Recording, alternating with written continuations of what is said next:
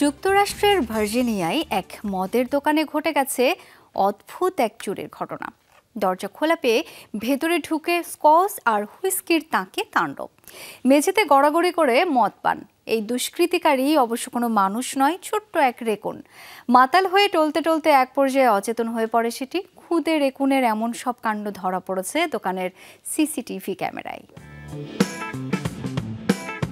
গভীর রাতে চোরের হানা, তাকে সাজানো সারি সারি স্কচ হুইস্কির বোতল, এর মাঝেই মেঝেতে ভেঙে পড়ে আছে কতগুলো বোতল, ছাদ থেকে কিছু টাইলসও খসে পড়েছে, ছড়িয়ে আছে মদ।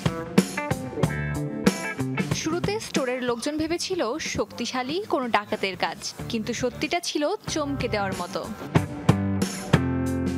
ভার্জিনিয়ার অ্যাশল্যান্ড এলাকায় মদের দোকানটিতে মাঝরাতে ঢুকে পড়া চোরটি খুদে এক চারপেয়ে প্রাণী। ছোট্ট রেকুনটির আঘাতেই ভেঙে পড়েছিল স্কচ আর হুইস্কির বোতল, সেখান থেকেই পানীয় পান করে নেশায় ঢলে পড়ে প্রাণীটি। দোকানে সিসিটিভি ক্যামেরায় ধরা পড়েছে মজার এই দৃশ্য। নেশার ঘোরে ঢুলতে ঢুলতে বাথরুমে গিয়ে অচেতন হয়ে পড়ে প্রাণীটি।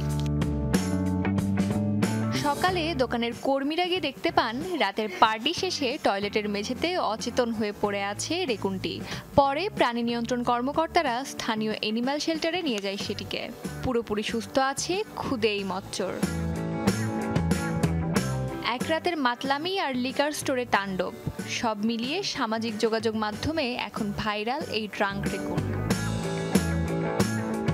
অস্মিতা বিশ্বাস, যমুনা নিউজ।